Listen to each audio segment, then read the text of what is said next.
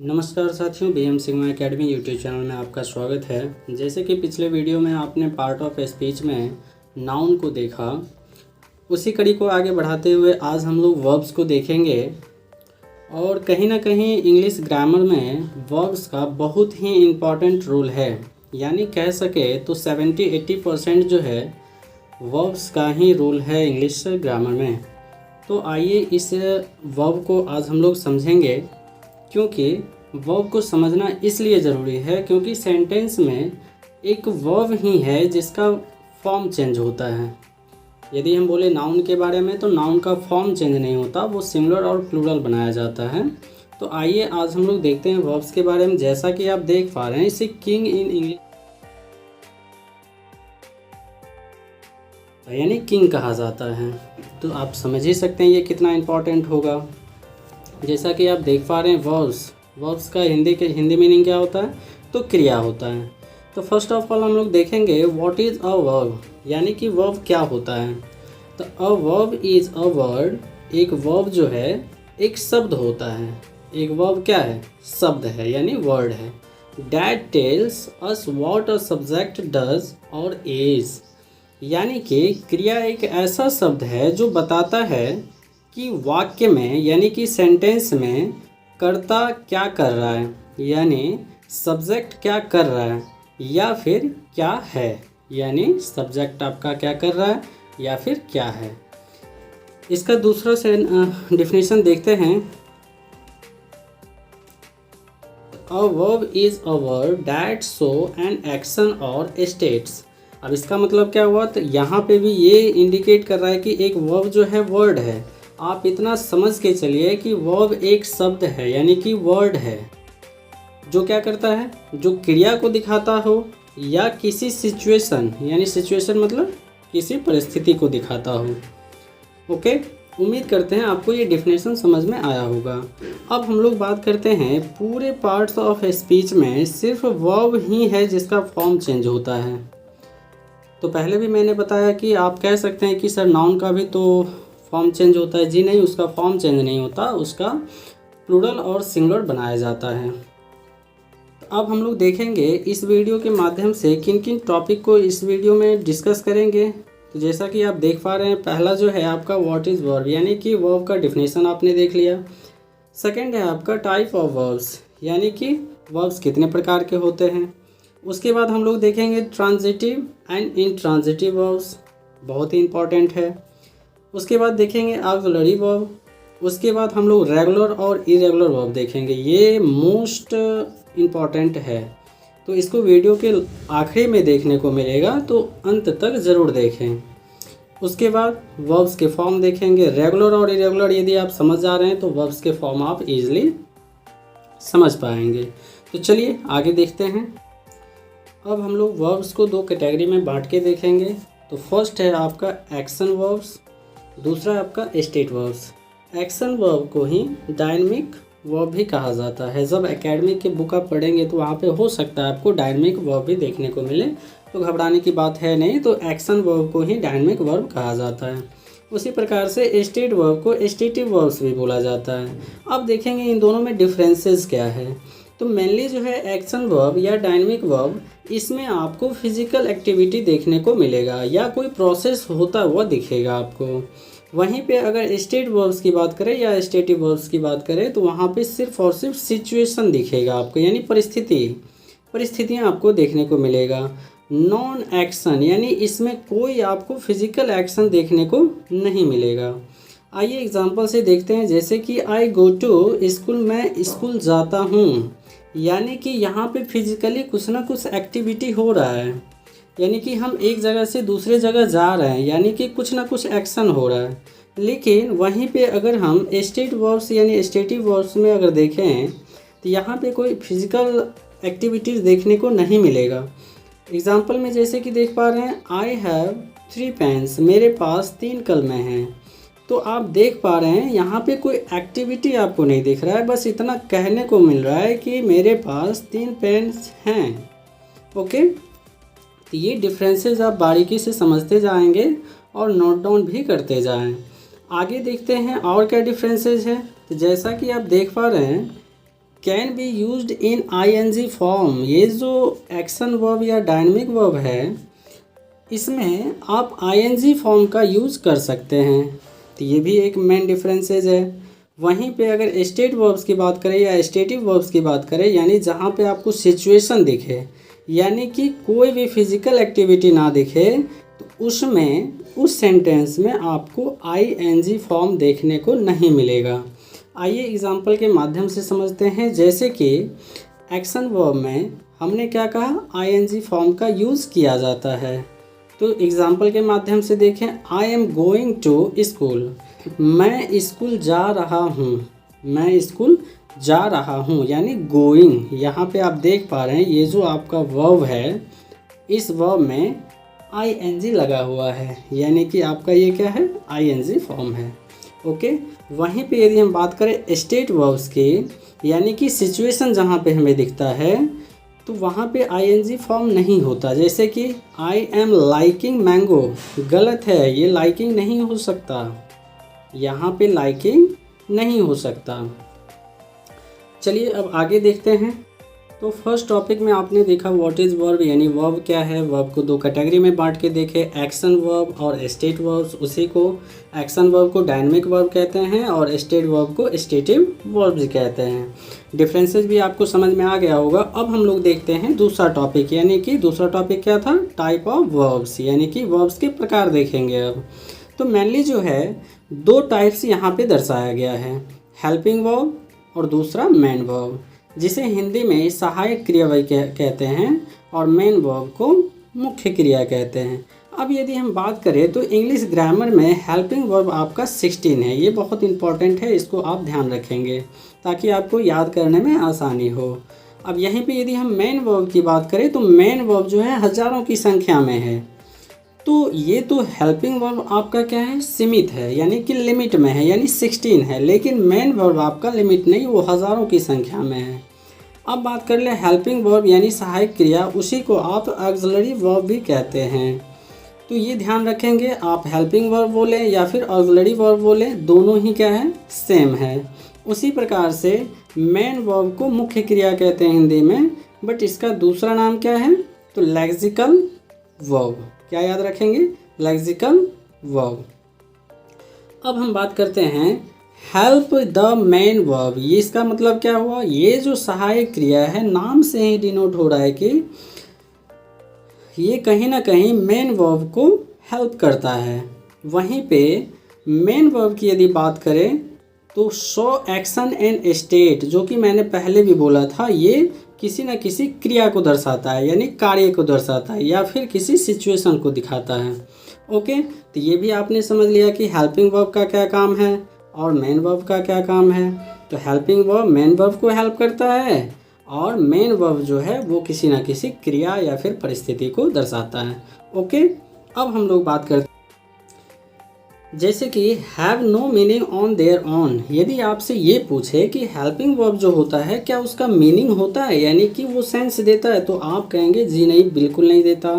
वहीं पे यदि हम बात करें मेन वर्ब में, तो मेन वर्ब जो है अपने आप में वो मीनिंग देता है, यानी कि सेंस देता है। एग्जाम्पल के माध्यम से देखें तो आई कैन, मैं सकता, क्या यहाँ पे क्लियर नहीं हो रहा है। लेकिन यहीं पे अगर देखें तो आई कैन गो, मैं जा सकता हूँ, तो क्लियर है। जैसे कि यू मस्ट, तुम्हें चाहिए, क्या चाहिए, क्लियर नहीं हो रहा है। तो यहाँ पे आप देख पा रहे हैं कि ये कैन हो गया आपका, मस्ट हो गया, ये सब क्या है आपका हेल्पिंग वर्ब है। बट यहीं पे यदि हम मेन वर्ब्स की बात करें तो देख पा रहे हैं कि मेन वर्ब यानी कि गो, आई गो, मैं जाता हूँ, यानी कि क्लियर हो रहा है कि मैं जाता हूँ। तो कहीं ना कहीं जो है मेन वर्ब आपको कंप्लीट सेंस दे रहा है। अब जो है हेल्पिंग वर्ब का क्या काम है, तो भाई हेल्पिंग वर्ब का भी तो कुछ ना कुछ काम होगा। तो यहाँ पे आप देखिए helping verbs tell us the tense of sentence. बहुत ही इम्पोर्टेंट काम है हेल्पिंग वर्ब्स का। हेल्पिंग वर्ब जो है हमें कहीं ना कहीं सेंटेंस किस काल का है, किस समय का है, वो हमें बताता है। यानी कि आप जो टेंस पढ़ रहे हैं वो टेंस में कहीं ना कहीं इस हेल्पिंग वर्ब का बहुत ही महत्वपूर्ण रोल है। तो उम्मीद करते हैं आपको हेल्पिंग वर्ब और मेन वर्ब का डिफरेंसेस समझ में आया होगा, इसका यूजेज समझ में आया होगा। तो चलिए अब हम लोग आगे बढ़ते। जैसा कि आपने देखा हेल्पिंग वर्ब टेंस को बताता है, यानी समय को दर्शाता है, काल को बताता है। उसी प्रकार से और भी इसके यूजेज हैं। जैसे कि आप देख पा रहे हैं मेक नेगेटिव सेंटेंस, यानी कि जब आप नेगेटिव सेंटेंस बनाते हैं तो उस समय भी हेल्पिंग वर्ब की आवश्यकता होती है। आप बनाए भी होंगे हेल्पिंग वर्ब तो देखते होंगे इज़ नॉट, आर नॉट, इस तरह से जो है सो हेल्पिंग वर्ब के बाद नॉट का यूज़ करते हैं तो सेंटेंस आपका नेगेटिव बन जाता है। उसी प्रकार से सेंटेंस को इंटरोगेटिव बनाने के लिए भी आप हेल्पिंग वर्ब का यूज़ करते हैं। अब हम लोग बात कर लें हेल्पिंग वर्ब को 3 पार्ट में यहाँ पे बांटा गया है। जैसे कि आप देख पा रहे हैं प्राइमरी हो गया, मॉडल्स हो गया और सेमी मॉडल्स हो गया। प्राइमरी में 3 है, ये संख्या आप याद रखेंगे, ये नंबर जो है आप याद रखेंगे तो याद करना आसान होगा। उसी प्रकार से मॉडल आपका 10 है, सेमी मॉडल 3 है। क्योंकि मैंने पहले ही बताया था हेल्पिंग वर्ब टोटल कितने हैं तो 16 हैं, लेकिन मेन वर्ब हज़ारों की संख्या में, यानी थाउजेंड्स, नंबर ऑफ थाउजेंड्स। तो हम लोग अब देखेंगे जो प्राइमरी में 3 है तो कौन कौन है, मॉडल्स में 10 है तो कौन कौन है, सेमी मॉडल में 3 है तो कौन सब है।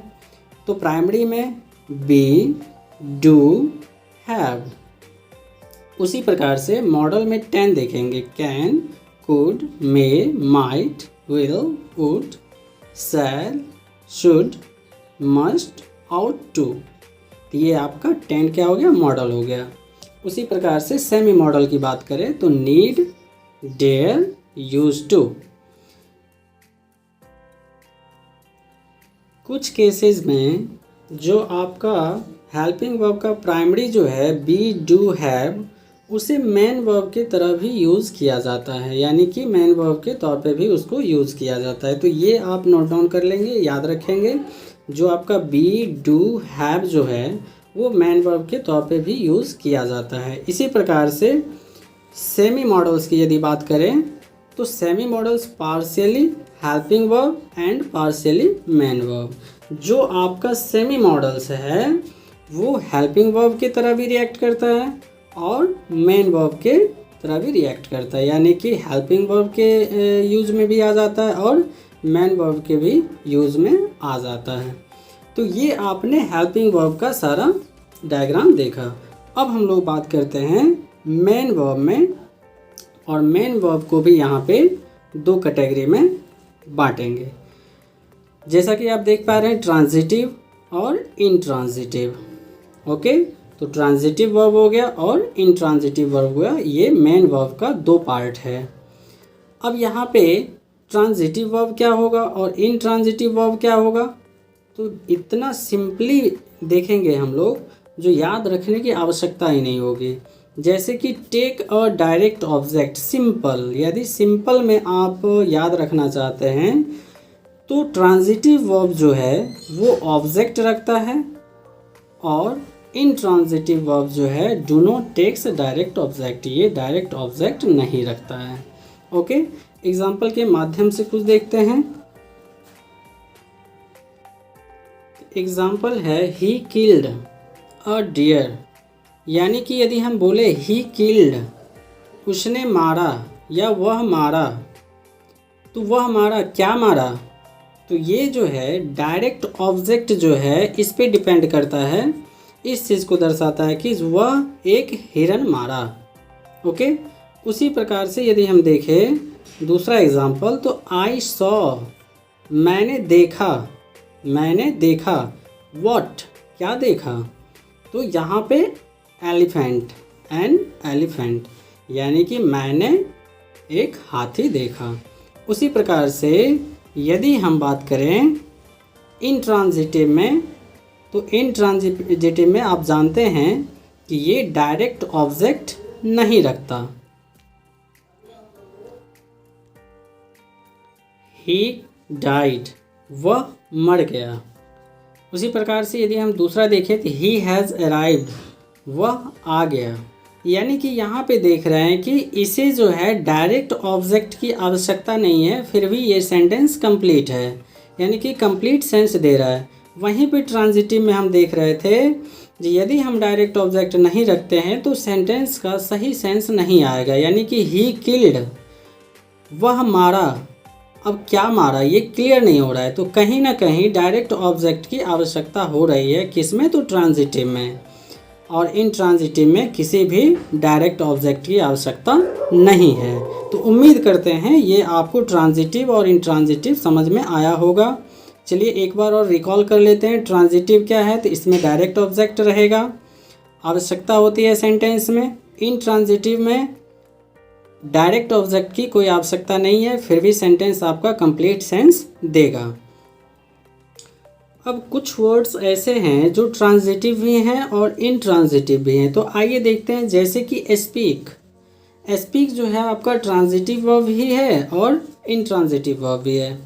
जैसे कि एग्जांपल के माध्यम से देखिए, ही स्पीक्स इंग्लिश, वह इंग्लिश बोलता है। यानी कि यहाँ पे आप देख पा रहे हैं कि आपका डायरेक्ट ऑब्जेक्ट आ गया, यानी कि ही स्पीक इंग्लिश, यानी ही स्पीक्स इंग्लिश, वह इंग्लिश बोलता है। तो ये आपका क्या हो जाएगा? ट्रांजिटिव हो जाएगा। इसमें जो है डायरेक्ट ऑब्जेक्ट देखने को मिल रहा है।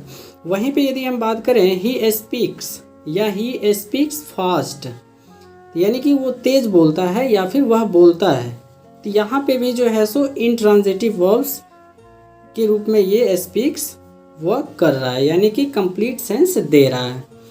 तो आई होप कि आपको ये सारी डायग्राम्स के माध्यम से समझ में आया होगा। तो चलिए और भी आगे देखते हैं, अंत तक ज़रूर बने रहें, क्योंकि यहाँ पे बहुत कुछ जो है आगे आपको, जैसे कि प्राइमरी वर्ब है, प्राइमरी वर्ड जो था उसका फॉर्म देखने को मिलेगा, तो बहुत कुछ आगे सीखने को मिलेगा। तो चलिए आगे बढ़ते हैं। हम लोग जितने भी मॉडल्स, यानी कि 10 मॉडल्स जो हमने देखा, उन सभी मॉडल्स का सेंटेंस में कैसे यूज़ करेंगे उसको हम लोग देखेंगे। तो जैसे कि कैन का हिंदी मीनिंग क्या होता है? सकना, सकना। आइए सेंटेंस में कैसे यूज़ होगा? आई कैन स्पीक इंग्लिश, मैं अंग्रेजी बोल सकता हूँ। उसी प्रकार से यदि हम कुड की बात करें तो कुड का मतलब भी सकना ही होता है। इट कुड बी एनीथिंग, कुछ भी हो सकता है। यानी कुल मिला के बोले तो कैन, कुड, इसका यूज़ जो है कहीं ना कहीं पॉसिबिलिटी, यानी कि संभावनाएं को दर्शाता है। यानी कि कैन कुड का यूज़ कहाँ करेंगे? जहाँ पे पॉसिबिलिटी आपको दिखे। उसी प्रकार से यदि हम मे की बात करें तो राम में अराइव लेट, राम को आने में देर हो सकती है। अब यहाँ पे भी संभावनाएं ही व्यक्त हो रही है, यानी कि पॉसिबिलिटी ही दिख रही है। आई माइट गो देयर, मैं वहाँ जा सकता हूँ, मैं वहाँ जा सकता हूँ। संभावनाएं हैं, जा भी सकता हूँ और नहीं भी जा सकता हूँ। उसी प्रकार से यदि हम बात करें विल के, तो विल जो है फ्यूचर के लिए किया जाता है। किसके लिए किया जाता है? फ्यूचर के लिए, यानी कि भविष्य के लिए। Ram will do that, Ram वो करेगा, यानी कि इन फ्यूचर वो करेगा। उसी प्रकार से वुड की यदि बात करें तो वुड जो है, देखिए किसी को आप पोलाइटली कुछ पूछते हैं पानी लेने के लिए, चाय लेने के लिए, तो वहाँ पे वुड का यूज़ करते हैं। हालांकि इसका और भी यूजेज है, लेकिन हम लोग शॉर्ट में इसको देखेंगे। तो would you like some tea, क्या आप थोड़ी चाय लेंगे? तो पोलाइटली आप क्या करते हैं? किसी से पूछते हैं। अब हम देखेंगे शैल और शुड का यूज। तो शैल आई हेल्प यू, क्या मैं आपकी मदद करूं? यानी कि आप किसी से जब पूछते हैं जो आपकी मदद करूं, तो वहाँ पे शैल का यूज़ आप करते हैं। जैसे कि पूछने के क्रम में जो है सो शैल का यूज़ आप कर सकते हैं। उसी प्रकार से शुड की बात करें तो शुड मतलब चाहिए के अर्थ में होता है। यानी कि यू शुड गो होम, तुम्हें घर जाना चाहिए। यहाँ पे शुड जो है चाहिए के तौर पे यूज हुआ। उसी प्रकार से यदि हम देखें नेक्स्ट, तो यू मस्ट गो होम। अब मस्ट यानी कि करना ही चाहिए, यानी कि अनिवार्य है, करना ही चाहिए। तो उसके एवज में क्या देखेंगे? तो तुम्हें घर जाना ही चाहिए, यू मस्ट गो होम। उसी प्रकार से ought to को अगर हम देखें तो इसका भी मतलब क्या होता है? करना ही चाहिए के फॉर्म में। तो you ought to go home, तुम्हें घर जाना ही चाहिए। ओके, तो आपने क्या देखा? जो 10 मॉडल है आपका, उसको आपने सेंटेंस में यूज करके देखा। चलिए अब हम लोग आगे कुछ देखते हैं। तो अब हम लोग देखते हैं सेमी मॉडल्स, यानी कि सेमी मॉडल्स जो आपका 3 है, और 3 वो आपका कौन कौन सा है? तो नीड, डेयर, यूज टू। अब हम इसको देखेंगे सेंटेंस के माध्यम से। जैसा कि आप जानते हैं सेमी मॉडल्स का यूज़ दोनों तरीके से करते हैं, मॉडल्स वर्ब के भी तौर पे करते हैं और मेन वर्ब के भी तौर पे करते हैं। तो दोनों तरीके से हम लोग देखेंगे सेंटेंस के माध्यम से। तो जैसे कि नीड करना ज़रूरी है, यानी हिंदी इसका क्या होगा, करना ज़रूरी है। You need not worry about me, यानी कि मेन वर्ब के तौर पे जब इसको हम यूज़ करेंगे तो यहाँ पे तुम्हें मेरी चिंता करने की ज़रूरत नहीं है, तो यहाँ पे आपका क्या हो जाएगा, मॉडल वर्ब। अब वहीं पे यदि हम मेन वर्ब के तौर पे करेंगे तो यहाँ पे आपका देखिए ऑक्सिलरी वर्ब आ गया है। You don't need to worry about me, यानी यहाँ पे मेन वर्ब के तौर पे हम इसको यूज़ किए हैं। तो आपने देखा जो सेमी मॉडल्स को दोनों तरीके से हम लोग यूज करते हैं, मॉडल्स वर्ब के भी तरीके से और मेन वर्ब के भी तरीके से। तो यहाँ पे एक चीज़ समझने वाली जो है, जब हम मॉडल्स वर्ब के तौर पे यूज़ करते हैं तो दूसरा ऑक्सिलरी वर्ब साथ में यूज़ नहीं कर सकते हैं। यानी कि जब यहाँ पे मॉडल वर्ब्स का यूज़ हम कर रहे हैं, मॉडल वर्ब्स के तौर पे जब हम यूज़ कर रहे हैं तो यहाँ पे आपको दूसरा कोई भी ऑक्सिलरी वर्ब यानी हेल्पिंग वर्ब देखने को नहीं मिलेगा। लेकिन जब हम मेन वर्ब के तौर पे करते हैं तो वहाँ पे आपको ऑक्सिलरी वर्ब साथ में देखने को मिल सकता है। तो ये डिफरेंसेस जो है आपको याद रखना होगा, ये नोट डाउन कर लें, इम्पॉर्टेंट पॉइंट है। क्या, तो मॉडल्स वर्ब के साथ आप ऑक्सिलरी वर्ब का यूज़ नहीं करेंगे और मेन वर्ब के तौर पे जब आप सेमी मॉडल्स का यूज़ करेंगे तो वहाँ पे आप ऑक्सिलरी वर्ब का यूज़ कर सकते हैं। नेक्स्ट देखते हैं डेयर। डेयर को जब हम मॉडल वर्ब के तौर पे जब हम यूज़ करेंगे यानी एज अ मॉडल वर्ब, तो डेयर का मतलब क्या होता है, हिम्मत या साहस करना। ओके, तो यहाँ पे हम लोग देखेंगे डेयर एनीवन गो देयर, क्या किसी में वहाँ जाने की हिम्मत है। तो यहाँ पे आप देख पा रहे हैं कि जो मॉडल वर्ब के साथ कोई भी ऑक्सिलरी वर्ब नहीं है। वहीं यदि हम एज अ मेन वर्ब की तरह यूज करें तो यहाँ पे आप देख पा रहे हैं कि does anyone dare to go there. टू आप लगा भी सकते हैं, नहीं भी लगा सकते हैं, कोई दिक्कत नहीं है। तो यहाँ पे जब आप मेन वर्ब के तौर पे यूज कर रहे हैं तो ऑक्सिलरी वर्ब भी साथ में आ गया है। तो यानी कि दो तरीके से यूज करते हैं, as a modal verb, as a main verb. जब हम मॉडल वर्ब की तरह से यूज करेंगे तो वहाँ पे आपको कोई भी ऑक्सिलरी वर्ब देखने को नहीं मिलेगा सेंटेंस में।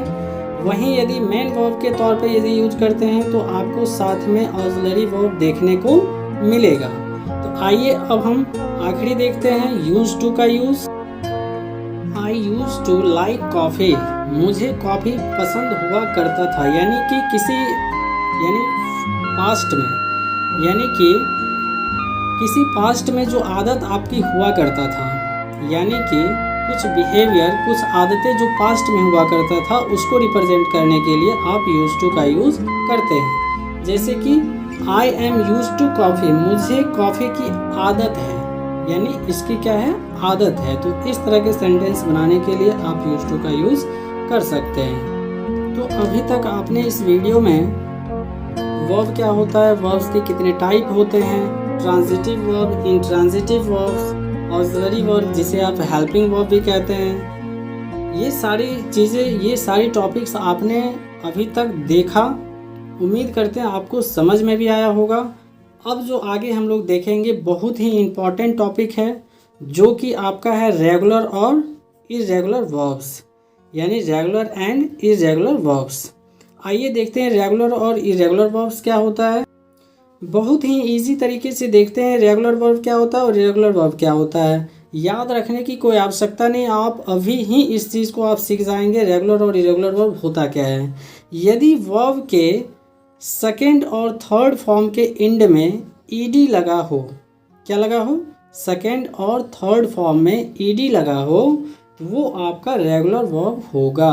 यानी सिंपली आप समझ लीजिए, जो आपका वर्ब है उसका फॉर्म होता है, यानी कई सारे फॉर्म होते हैं, first form, second form, third form, fourth form, fifth form, इस तरीके से जो है वर्ब के फॉर्म होते हैं।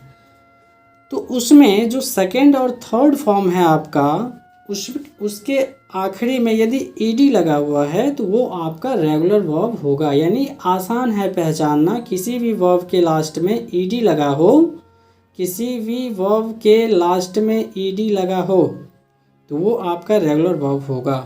वह उसी प्रकार से एग्जांपल देखते हैं, जैसे कि वर्क, ये फर्स्ट फॉर्म है, इसको बेस फॉर्म भी कहते हैं। Second form worked, third form worked, यानी वर्क, वर्कड, वर्कड, यानी ईडी लगा हुआ है तो ये आपका क्या होगा, रेगुलर वर्ब होगा। उसी प्रकार से हम इरेगुलर को देखेंगे तो इरेगुलर वर्ब क्या होगा, यदि वर्ब के सेकेंड और थर्ड फॉर्म के एंड में ईडी नहीं लगा हो तो वो इरेगुलर वर्ब होगा। जैसे कि कट, कट, कट। तो उम्मीद करते हैं रेगुलर और इरेगुलर को आप अच्छी तरह से समझे होंगे और याद भी हो गया होगा। तो आइए अब हम लोग वर्ब्स के कुछ फॉर्म्स को देखते हैं। जैसे कि आप देख पा रहे हैं बेस फॉर्म यानी कि first form V1 first form, second form यानी पास्ट फॉर्म भी इसे कहते हैं, पास्ट पार्टिसिपल को थर्ड फॉर्म यानी V3 भी कहते हैं। प्रेजेंट में थर्ड पर्सन के सिंगुलर में यानी कि वर्ब प्लस एस या ES, यानी कि जो वर्ब है उसमें एस या ES लगाया जाता है, वो आपका फोर्थ या फिफ्थ फॉर्म में रखा जाता है। इसी प्रकार से एक और फॉर्म है जो है आपका ING फॉर्म, स्पेस ना होने की वजह से आपको नीचे दिया गया है। तो आइए देखते हैं। तो इसमें हम लोग पहचान भी करेंगे कि कौन सा रेगुलर है और कौन सा इरेगुलर वर्ब है। तो आइए, फर्स्ट फॉर्म यानी वर्ब का फर्स्ट फॉर्म क्या होगा, work, second worked, third worked. तो यहाँ से ये क्लियर हुआ कि आपका जो ये वर्कड सेकेंड और थर्ड जो फॉर्म है उसमें ईडी लगा हुआ है। तो ईडी लगा हुआ है तो ये रेगुलर होगा, क्योंकि आपने डिफिनेशन में पहले देख चुका। उसी प्रकार से यदि हैंग की बात करें तो हैंग, हंग, हंग, हंग्स, या फिर आपका लास्ट में क्या होगा, हैंगिव, यानी कि ING फॉर्म में क्या होगा, हैंगिव, वो नीचे आपको देखने को मिलेगा। इस हैंग का मतलब होता है टांगना, यानी आप किसी भी चीज़ को टांगते हैं उसे हैंग बोलते हैं। तो इसमें आपको सेकेंड और थर्ड फॉर्म में कहीं भी ईडी देखने को नहीं मिलता, तो ये आपका इरेगुलर होगा। उसी प्रकार से हैंग की यदि हम बात करें जिसका मतलब है फांसी देना, तो यहाँ पे सेकेंड फॉर्म होगा हैंग्ड, हैंग्ड, हैंग्स, और हैंगिंग, ING फॉर्म में क्या होगा, हैंगिंग। तो यहाँ पे आप देख रहे हैं सेकेंड और थर्ड में क्या है, ईडी लगा हुआ है, तो ये आपका रेगुलर हो जाएगा। उसी प्रकार से आगे हम देखें तो यहाँ पे कट, कट, कट, कट्स, और ING फॉर्म में क्या हो जाएगा, कटिंग। तो यहाँ पे देख रहे हैं सेकेंड और थर्ड फॉर्म जो है वो सेम है, ईडी नहीं लगा हुआ है, तो ये आपका इरेगुलर हो जाएगा। ये बहुत ही इम्पॉर्टेंट है जो कि आपको नेगेटिव सेंटेंस बनाने, इंटरोगेटिव सेंटेंस बनाने में कहीं ना कहीं ज़्यादातर करके यूज़ किया जाता है। फर्स्ट फॉर्म क्या है इसका, डू, सेकेंड क्या है, did, third done, fourth does. ING form की यदि हम बात करें तो डूइंग हो जाएगा। तो हमें तो ज़्यादा मतलब किससे है, तो फर्स्ट, सेकेंड, थर्ड से। तो यहाँ पे देख रहे हैं कि ईडी नहीं लगा है, ईडी नहीं लगा है, तो ये आपका इरेगुलर हो जाएगा। ओके, अब हम बात कर लेते हैं बी, वर्ब के फर्स्ट फॉर्म। इसका पास्ट फॉर्म होता है यानी सेकेंड फॉर्म होता है वॉज या वर, थर्ड फॉर्म होता है बीन, और फोर्थ फॉर्म की यदि हम बात करें तो इज, एम, आर। यानी कि ये जो बी वर्ड है सबसे ज़्यादा इसी का फॉर्म बनता है। यानी कि अभी तक आपने देखा 4 से 5 या 3 ही फॉर्म देखने को मिला होगा। बी जो बेस फॉर्म है इसका 8 फॉर्म है, सबसे ज़्यादा इसी का फॉर्म है।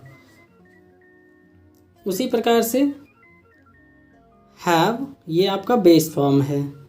सेकेंड क्या हो जाएगा, V2 क्या हो जाएगा, वर्ब का सेकेंड फॉर्म क्या, हैड, हैड, हैज़, और लास्ट में हैविंग होगा। यानी कि बेस फॉर्म में ING लगा देंगे तो वो आपका ING फॉर्म हो जाता है। तो ये भी आपका क्या हो गया, इरेगुलर हो गया। उसी प्रकार से हम गो की बात करें तो गो आपका बेस फॉर्म है यानी V1, went, V2, gone, V3। उसी प्रकार से गोज और गोइंग, ING फॉर्म गोइंग। तो आइए, जैसे कि मैंने बोला था ING फॉर्म जो है आपको नीचे देखने को मिलेगा, तो ये आपका रहा ING फॉर्म जिसे प्रेजेंट पार्टिसिपल भी कहते हैं। तो फोर्थ फॉर्म में जैसे कि पहला आपका बेस फॉर्म था वर्क का, वर्किंग हो गया। दूसरा था हैंग यानी टांगना, तो उसका हो जाएगा हैंगिव। थर्ड आपका था हैंग, यानी कि फांसी देने वाला, तो उसका क्या हो जाएगा हैंगिंग। अगला था आपका कट, तो कटिंग। नेक्स्ट था आपका डू, डूइंग। उससे आगे था बी, तो बीइंग। और उसके आगे था हैव, तो हैविंग। और नेक्स्ट था आपका गो, तो गोइंग। तो आपने ये देखा वर्ब का first, second, third, fourth, fifth form, यानी फिफ्थ फॉर्म आईएनजी या फिर वर्ब प्लस एस या ईएस, ये सभी फॉर्म में कहीं ना कहीं काउंट कर लेते हैं फोर्थ और फिफ्थ में। तो उम्मीद करते हैं कि इस वीडियो के माध्यम से आपको वर्ब का बहुत सारा टॉपिक्स क्लियर हुआ होगा।